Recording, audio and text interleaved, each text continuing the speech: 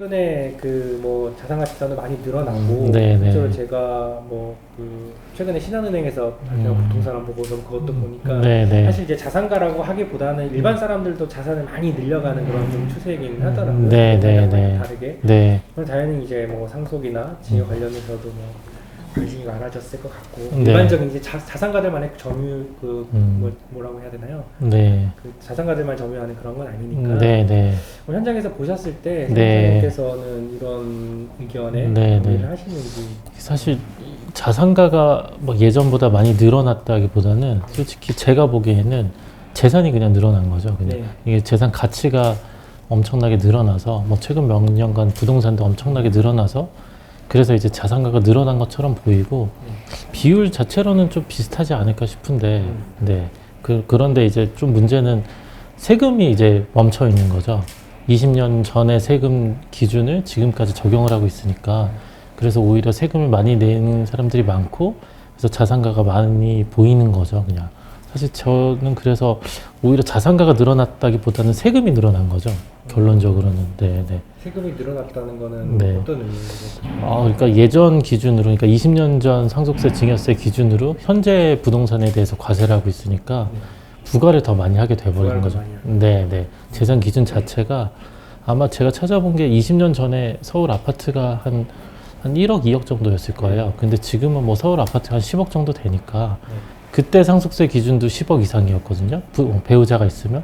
지금도 10억 이상이니까 기준 자체가 너무 이제 낮은 거죠. 사실. 그때는 네. 거의 뭐 대상에 포함되는 게 극히 적었다면 그렇죠. 지금은 네, 거의 네. 서울 시내 같은 거 대부분이 이제 그렇죠. 포함이 되는 그렇거든요. 이게 사실 양도세도 그런 게 한 10년 전만 해도 그 고가 주택에 대해서 1세대 1주택 과세하는 게 똑같이 있었는데 그때도 별로 없었거든요. 그때도 근데 그 뭐 부자들이 세금 낸다 그러면 그렇게 반발도 없었는데 요즘은 세금 내는 사람들이 더 많아지니까 오히려 이야기도 많이 나오고 지금 기준으로 보면 이게 정말 고가인가 이렇게 좀 수준이 좀 너무 낮지 않은가 싶은 생각은 좀 들더라고요. 네, 네, 네. 뭐 어떤 걸 좀 가장 궁금해 하시나요? 이게 뭐 사실 최근 몇 년간 이제 증여 상속 제가 상담을 하면서 좀 느낀 게 좀 달라지는 게 예전엔 정말로 증여나 상속세 신고 때문에 많이 오셨거든요. 근데 최근에는 이제 좀 두려움 때문에 오시는 분들도 많은 것 같아요. 그러니까 이게 정말 증여가 되고 상속이 돼서 세금이 나올까? 그리고 뭐 이런 것까지 이제 좀 궁금해 하시고 그리고 계좌 이체를 하면서도 증여 자체에 대해서 이거 신고를 해야 되는지에 대한 좀 두려움도 생기신 것 같아요. 그러니까 예전에 비해서 이제 숫자도 좀 많아졌고 질문의 이제 수준이 좀 뭐라 그러죠? 좀 일반화됐다고 하나요? 네네. 그런 면이 좀 있는 것 같아요. 최근에 뭐 정말 자산가들 말고 분들 중에서 네. 상담하셨던 사례 중에 네. 이런 질문은 되게 좀 기억에 남는다라는 네. 뭐 호기심 같은 거라고 해야 될까요? 네네. 뭐가 좀 사실 결혼할 때가 이제 제일 증여가 많거든요. 네. 자녀 결혼할 때 집을 좀 얻어줘야 되니까. 근데 대부분 한 뭐 전세금 한 3억 정도, 5억 정도 보태주고 싶은데 증여라고 생각 거의 안 하세요. 그냥 해줄 수 있지. 뭐 주위에서도 다 그러니까. 근데 또 실제로 이게 세무서에서 알게 되면 증여는 또 증여거든요. 네.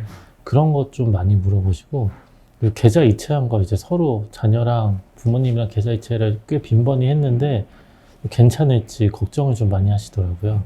그래서 그런 질문들, 그러니까 과거 계좌 이체한 거 문제 없는지 뭐 이렇게 좀 많이 물어보시더라고요. 네, 좀 사소한 질문들이 좀 많아지긴 했어요. 말씀을 주셨으니까 네. 실제로 사실 뭐 전세금이라든지 네. 뭐 계좌 이체라든지 네. 이런 부분 정말 뭐 자산가라는 걸 떠나서 네. 저희 같은 일반적인 사람들도 다 네. 한 번쯤 겪는 그런 경험인데 네, 그렇죠. 그건 진짜 뭐 네. 전세자금 이런 걸 계좌 이체나 이런 거 보낼 때 그런 것도 어떤 식으로 좀 처리를 하면 지금 현재는 그 자녀한테 10년간 5천만 원 줄 수 있는데 결혼이나 출산할 때 1억을 더 줄 수 있거든요. 네. 그래서 현재는 그래 1억 5천까지는 세금이 안 나오고 줄 수는 있어요. 네. 그리고 그러면 이제 남편 1억 5천, 뭐 배우자 그러니까 와이프 쪽 1억 5천에서 3억까지는 받을 수 있거든요. 뭐 상황에 따라 다르겠지만 이거 이제 충분히 활용을 하시고 그 이상은 이제 증여세가 나올 수 있다는 것 정도는 아셔야 되고 그리고 실제로 그러면은 이게 증여를 해야 되는 건지 또 요즘은 빌려줘야 되는지 이런 고민을 많이 하시거든요. 그러니까 자녀한테 우선 돈이 없으니까 부모님이 좀 빌려줬다가 나중에 좀 갚는 걸로 이렇게 좀 해도 되는지 이렇게 좀 많이 물어보시더라고요. 네. 아까 그 10년에 네, 네. 5천만 원이라고 하신 거는 네. 이게 사실은 기준 자체가 네. 규모나 10년에 5천이면 사실 그렇게 그쵸. 크다고 보기는 어려운 네, 네. 건데 네. 이것도 예전부터 이렇게 좀 규정을 맞아요. 이것도 거의 거의 20년 됐을 거예요. 이거 자녀한테 준 것도. 네, 네. 기준 자체가 그때 말씀드린 것처럼 증여세가 20년 동안 거의 바뀌지 않아가지고 바뀌어도 뭐 거의 아주 미미한 수준으로 바뀌어서 제가 최근에 찾아본 것만 해도 그때 10년 전 아파트 1, 2억 할 때도 5천만 원이었거든요. 그러니까 지금도 5천만 원이니까 엄청나게 차이가 나는 거죠. 그럼 이 5천만 원이라는 게 네. 자녀한테 증여 그 세금이 이제 부과가 안 되는 네, 그 정도 네. 수준인데 네. 그럼 이거는 뭐 예를 들어 요새 같은 경우 보면은 네. 정말 어린 아이들한테 뭐 주식을 양도한다든지 네, 뭐 어떤 네. 그때부터 되게 증여를 준비하는 경우도 있더라고요. 그렇죠. 그 나이나 이런 건 상관없이 무조건 그냥 5천 원. 아니에요. 미성년자는 2천까지고요. 네. 성년이 되면 이제 5천으로 성년이 정도로. 되면? 네, 네. 그래서 이제 말씀대로 처음에 아기 태어나서 여유 되면 한 2천만 원 정도 미리 그냥 증여를 해버리고 네. 그걸로 이제 주식을 사놓거나 좀 그렇게 하시는 분들도 꽤 있어요. 네. 5천만 원은 확실히 규모는 작아 보이긴 네, 한데 네. 요새 느낌은 좀 요새는 많이 작아요. 뭐 해외랑 비교해도 일본이 저희 나라랑 비슷한데도 1년에 거기는 10,000엔 정도로 알고 있거든요. 한 네. 1,000만 원 정도? 1,000만 원. 네. 그러니까 저희 1년. 네, 네. 꽤 차이가 나긴 나죠. 그럼 우리나라는 그렇게 따지면 네. 11년에 500만 원 500만 원인 거죠. 사실 이것도 이렇게 계속 올려보자고 얘기는 하는데 네. 작년에 그 결혼 1억 올릴 때도 꽤 힘들었거든요. 네. 네. 그러니까 사실 제 생각에는 뭐 한 2, 3억 정도 올려줘도 괜찮을 것 같은데 네. 왜냐면 이게 상속 증여세는 한번 세금을 낸 그래도 돈이거든요. 네. 소득세나 그렇죠. 법인세. 네. 그래서 좀 자녀한테 줄 때 좀 그래도 조금은 여유를 줄 필요는 있는 것 같은데 좀 너무 타이트한 것 같긴 해요. 현실화가 필요한 부분인 것 같기는 해요. 네, 정말 뭐 예를 들어서 저희가 이제 흔히 접하는 뭐 건물을 뭐 이제 그쵸. 증여한다든지 사업체를 증여 이런 게 아니라 네, 현실 네. 속에서 좀 있는 거니까. 네, 네, 네. 서두에 말씀 주셨지만은 이제 뭐 상속 증여를 사실 과거에는 네. 정말 내가 이제 해야 될 때 와서 막 좀 음, 상담도 하고 그래서 그때부터 이제 알아보고 하다가 네. 세금도 준비를 잘 못하고 이런 경우가 좀 있던 것 같은데 네. 세호 사장님이 네. 전문가시니까 단도직입적으로 저희 독자들 분들한테 네. 언제부터 이거를 준비하는 게 정답이다라고 혹시 하실 수 있다면 네, 네. 어떤 이게 사실은 뭐 이게 세대에 따라 좀 틀린데 네. 결혼하시고 아기 나오면 네. 그때 그냥 바로 생각하시는 게 좋고요. 그래서 아기한테 미성년 자녀한테 2천만 원 정도 주고 뭐 ETF나 주식 자산 같은 거 사서 좀 안전한 자산에 계속 투자를 해주고 이게 10년간이라는 이제 그 한도가 있어서 네. 10년 지나면 또 한 번 또 할 수 있거든요. 아, 네, 그래서 10년씩 우선 미리미리 해주고 계속 좀 불려 나가도록 만들어주는 게 좋고요. 네. 근데 이제 또 결혼하는 자녀분들이 보통 30대, 40대잖아요. 근데 그분들이 또 증여를 받고 상속을 받을 또 입장이 또 돼요. 자녀한테 주는 입장도 되지만 네. 부모님 걸 또 받을 수도 있거든요. 그것도 이제 또 대비를 하셔야죠. 그럼 혹시 그 상담 받으러 오는 분들 네. 중에 그 부모님 네. 세대 말고 네. 이제 내가 받아야 되는 세대 분들이 혹시 와서 상담 받으러 그쵸. 같이 오시죠. 보통 이제 아버님들이랑 네. 같이 두 분이 오셔서 이제 상담을 하고. 네. 근데 보통 이제 이제 연세 있는 아버님들은, 그러니까 그 예전 세대 분들은 한 60대, 70대 정도 돼야 이제 좀 생각을 하시더라고요. 그렇죠. 그리고 또 자식 입장에서는 또 미리 그 얘기가 하기가 사실 쉽진 그렇죠, 않아요. 네. 그래서 먼저 그래서 아버님들이 얘기를 해주시면 그때 가서 이제 좀 계획을 짜보기는 하죠. 근데 그런 상황이어도 사실은 좀 더 일찍 하시는 게 좋아요. 이게 좀 아이러니한 게 좀 돈이 오히려 많은 분들은 되게 미리 하세요. 네. 근데 좀 이제 아파트 한 채, 그리고 다른 부동산 한 개 정도 있으신 분들은 좀 늦게 하시는 것 같아요. 그러니까 나중에 이제 좀 걱정이 되시니까. 근데 아파트 한 채여도 상속세가 꽤 나올 수 있거든요. 네. 네. 그래서 조금 빠른 게 사실은 항상 유리하기는 해요. 네. 네. 그러면 예를 들어서 지금 뭐 네. 아파트가 10억이라고 할 때 네. 절세를 만약에 하기 전에 우리가 네, 일반적인 이제 뭐 사망 뭐 전후로 해서 네, 네. 증여를 받고 이렇게 한다면은 네. 총 이제 뭐 세금이라든지 그런 게 한 얼마 정도 들 수가 있어요? 그 상속받을 때 10억까지는 배우자가 있으면 세금은 안 나와요. 배우자라는 거는 그러니까 돌아가신 분의 네, 부모님 두 분 중에 한 분만 돌아가셔서 네. 배우자가 계시면 배우자 상속공제라는 게 있어서 네. 10억까지는 세금이 안 나오거든요. 네. 그래서 오히려 그런 경우에는 상속하실 때 정리하시는 게 좋고 네. 정리를 한다는 게 또 이제 배우자한테 주지 않고 자녀한테 주는 게 또 좋거든요. 그렇죠. 네, 그렇게 이제 10년, 10억 정도 되면 그렇고요. 20억 이상 되면 또 세금이 또 확 늘거든요. 그래서 그때는 이제 미리 증여를 좀 해놓고 이렇게 좀 계획을 짜놓으시는 게 좋죠. 네. 그러니까 뭐 제가 뭐 정확하게 뭐 그런 사례 숫자는 잘 기억이 안 네, 나는데 네. 뭐 예를 들어서 한 20억 정도 네. 상속을 하시는 분인데 실제 본인이 뭐 세금 떼고 못 떼고 하니까 실제 받은 거는 몇 억밖에 안 되는 그런 상황이 되다 보니까 그죠, 네. 굉장히 뭐 예를 들어 부모님이나 부모님 힘으로 되게 일구신 재산인데 네, 네. 자녀도 뭐 기여를 했다고 볼 수도 있고 네, 근데 네. 거기에 이제 정작 돌려받는 상속받는 거 세금 gat는 거 얼마 안 되니까 네. 허망하다라는 얘기도 좀 들은 적이 있어가지고 이게 가장 안 좋은 거는 뭐 안 좋기보다는 사실 뭐 한 30억에서 한 50억 사이 있으신데 현금 자산이 없으시면 부동산을 팔아서 내야 되거든요. 그렇죠. 네, 그럴 때 이제 좀 문제가 많이 돼요.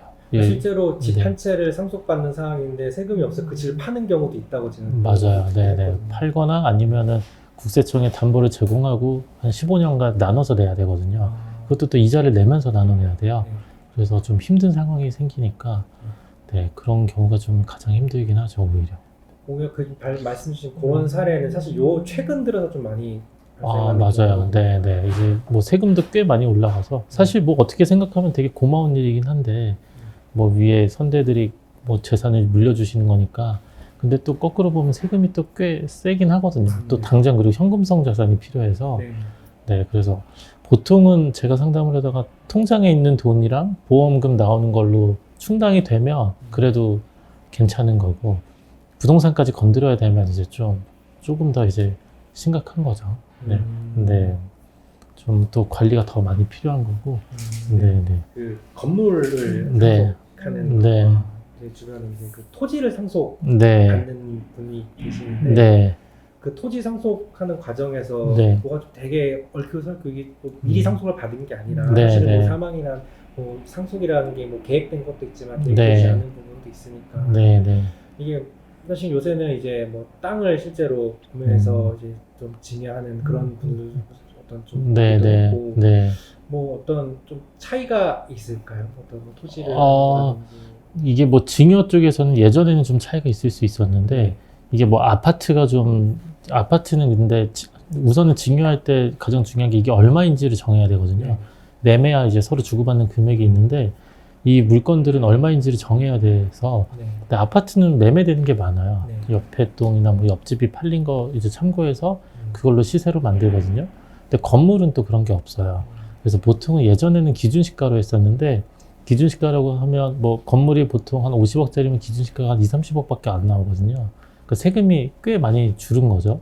그렇게 해서 이제 신고를 하면 인정을 해줬는데 요즘 국세청에서 그걸 다시 감정을 해버려요. 저희가 신고를 하더라도 뭐 무조건은 아니지만 차이가 좀 크면 감정을 하도록 되어 있거든요. 그래서 건물이 그래서 그렇게 또 유리해지진 않았고 토지까지는 또 안 그랬는데 최근에 또 바뀌어서 토지도 이제 감정할 수 있게 만들어 놨거든요. 그 감정을 국세청이에요. 국세청에서 네. 저희가 그냥 기준시가로 신고를 하더라도 국세청에서 너무 차이가 크니까 감정을 다시 하겠다 이렇게 나올 수도 있어요. 그래서 요즘은 예전에는 그래서 뭐 건물이나 토지를 먼저 증여나 상속을 하고 뭐 이렇게 나머지 아파트를 하자 이렇게 했는데 요즘은 그것보다도 이제 어느 게 또 유리할지 그래서 또 판단을 또 다시 해봐야 돼요. 그래서 뭐 실제로는 상담할 때 뭐 저희가 먼저 선제적으로 감정 평가를 해서 하면 인정은 해주거든요. 그 기준시가로 하지 않고 그래서 좀 감정가액이 좀 낮게 평가를 받으려고 좀 노력을 하죠. 네, 그렇게 하면 국세청도 인정은 해주거든요. 감정 받은 금액 정도는. 네, 네.